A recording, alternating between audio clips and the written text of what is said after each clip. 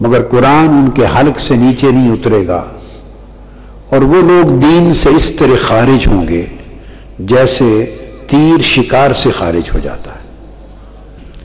اب اس کے لیے دوسرے الفاظ سنیں۔ آقا علیہ السلام نے فرمایا فَإِنَّ لَهُ أَصْحَابًا، اس کا ایک ٹولہ ہوگا، گروہ ہوگا، جماعت ہوگی۔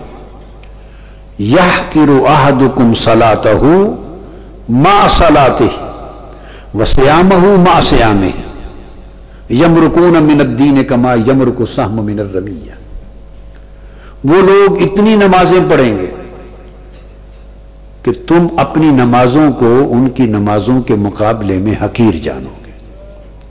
وہ لوگ اتنے روزے رکھیں گے کہ تم اپنے روزے ان کے روزوں کے مقابلے میں کم تر جانو گے۔ یہ کلمات بھی متفق علیہ حدیث میں ہیں۔ اب تیسری روایت میں فرمایا آقا علیہ السلام نے یخرج قوم من امتی یقرؤون القرآن لیس قراءتکم الی قراءتہم بشیء ولا صلاتکم الی صلاتہم بشیء ولا صیامکم الی صیامہم بشیء۔ اس کی نسل سے ایک ایسی قوم پیدا ہوگی، میری امت میں سے نکلیں گے ایسے لوگ، فرمایا کہ تمہاری نمازیں ان کی نمازوں کے مقابلے میں کوئی شے ہی نہیں ہوگی، تمہاری قرات قرآن مجید کی تلاوت ان کی تلاوت کے مقابلے میں کچھ نہیں ہوگی، تمہارے روزے ان کے روزوں کے مقابلے میں کچھ نہیں ہوں گے۔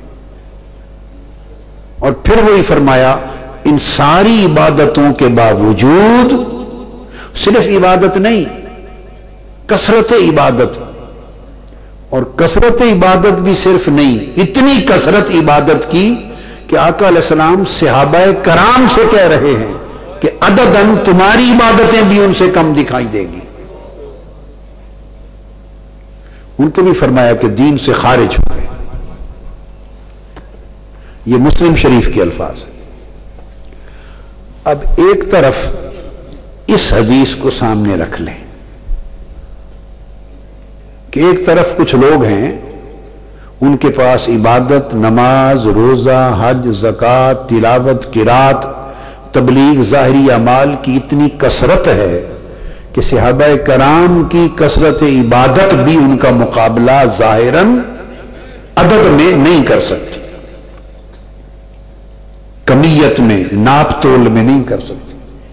تو ایک طرف یہ عبادت کیا ہے؟ یہ تعلیمات کی پیروی کا، اعمال کی پیروی کا حصہ ہے۔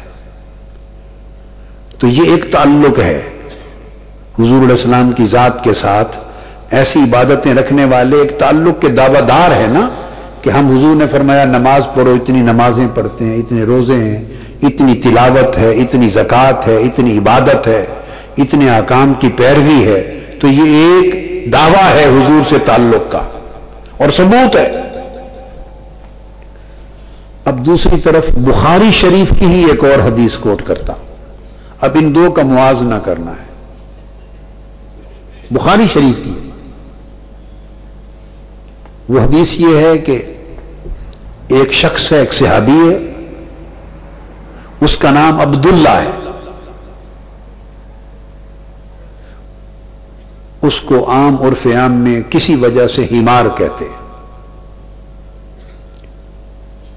وہ شراب پیا کرتا تھا، اس کو کوڑوں کی سزا دی، آقا علیہ السلام کی بارگاہ میں لایا گیا، سزا ملی، اس نے پھر حد توڑی، شراب پی، پھر سزا دی، پھر گناہ کبیرہ کیا، شراب پی، پھر سزا دی۔ دوسری طرف ایک خطاکار ہے، گناہگار ہے، گناہ کبیرہ کا مرتکب ہے، شراب پیتا ہے، حضور علیہ السلام کی حیات طیبہ میں آپ کے حکم سے حد لگتی ہے اور پھر بار بار حد توڑتا ہے، توبہ توڑتا ہے۔ دوسری طرف ایک ایسا شخص جس کے پاس اعمال کی اتنی کمی ہے، اعمال کی اتنی کمی ہے اور مستوجب سزا ہے، حد کا سزاوار ہے اور لگ چکی۔ صحابہ کرام بیٹھے اس کی اس حرکت کو دیکھ کر، سن کر، کہنے کہ اس پر خدا کی لعنت ہو،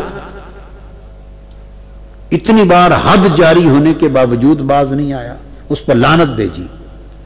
آقا علیہ السلام اندر سے تشریف لے آئے، اچانک صحابہ کی آواز ان کے گوش مبارک پہ پڑ گئی، تو حضور علیہ السلام نے اس کو سن کے فرمایا خبردار لا تلعنہ فإنہ یحب اللہ ورسولہ، خبردار اس پہ لعنت نہ بھیجو، وہ اللہ اس کے رسول سے محبت کرتا۔ اب ان دو حدیثوں کا میں معنوی موازنہ کروانا چاہتا ہوں، معنوی موازنہ۔ ایک طرف یہ عالم ہے کہ عمل پلے ہی نہیں، اور بار بار شراب پیتا ہے شخص اور حد لگتی ہے، اور اس پر لعنت بھیجی جاتی ہے کہ حد حضور نے لگوائی ہے بار بار، اور پھر بھی نہیں رکتا۔ تو آقا نے نہ صرف لعنت بھیجنے سے منع کیا، بلکہ اپنی زبان مبارک سے شہادت دے دی، گواہی دے دی کہ اللہ رسول سے محبت کرتا۔ محبت کئی کرتے ہوں گے مگر حضور نے گواہی ہر ایک کی نہیں دی۔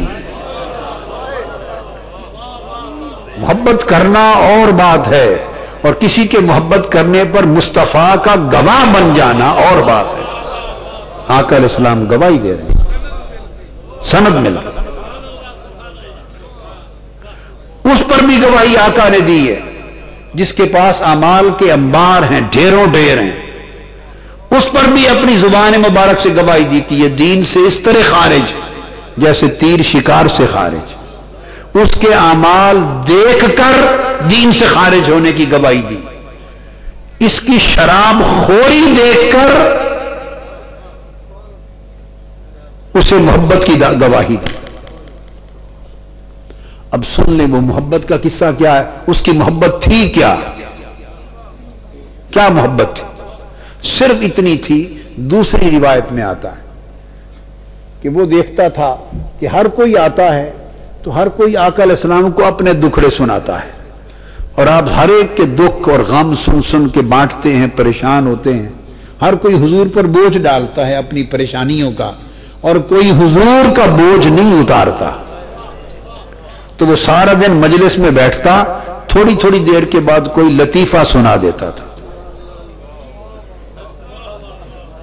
وہ لطیفے سنانے والا تھا۔ ایسا لطیفہ چٹخلا، ایسا چٹخلا کوئی چن کے سناتا کہ آقا علیہ السلام ہنس پڑتے۔ بس یہ اس کی عبادت تھی، حضور کو ہنسانا، حضور کو کوئی چٹخلا سنا کے خوش کرنا، یہ اس کی عبادت تھی۔ اس عمل پر آقا نے فرمایا اس کے دل میں اللہ رسول کی محبت ہے۔ اب یہ چٹخلے سنا کے ہنسانا کسی کو، اور یہ مشن ہی بنا لینا زندگی کا، سارا دن نہا دھو کے ناشتے کے بعد اسی کام کے لیے بیٹھ جانا سارا دن، یہ کون کر سکتا ہے؟ یہ بات توجہ طلب ہے۔ یہ صرف وہی شخص سوچتا ہے جس کو کسی سے محبت ہو۔ اوروں کو جہاد سے غرض ہے، کسی کو نماز سے غرض ہے، کسی کو تبلیغ سے غرض ہے، کسی کو سفیروں سے غرض ہے، کون آیا کون گیا، اسلام پر کیا بیتا کیا نہیں، کدھر مشکلات ہیں، کیا کرنا ہے، امت کے مسائل، ہر کسی کو ان معاملات سے غرض ہے۔ اس کو کسی شے سے غرض نہیں، صرف حضور کی طبیعت سے غرض ہے کہ حضور کا بوجھ اتاروں، حضور کی تھکن اتاروں، حضور کو ہنساؤں تاکہ آپ کی طبیعت مقدسہ میں فرحت آ جائے۔ اس کا مرکزی دھیان ہی اسی بات پر ہے۔ یہ جو ایک اس کی سوچ تھی، یہ سوچ آئینہ دار تھی حضور کی ذات سے محبت کی۔ تو اس ایک عمل نے جو آقا علیہ السلام کی طبیعت سے بوجھ اتارنا ہے، اس ایک عمل نے اس کو لعنت سے بچا لیا اور اللہ رسول کا محب ہونے کی گواہی دلوا دی۔ ادھر نمازیں بھی ہیں، روزے بھی ہیں، حج بھی ہے، زکوٰۃ بھی ہے، قرات بھی ہے، تبلیغ بھی ہے، سارے اعمال ہیں۔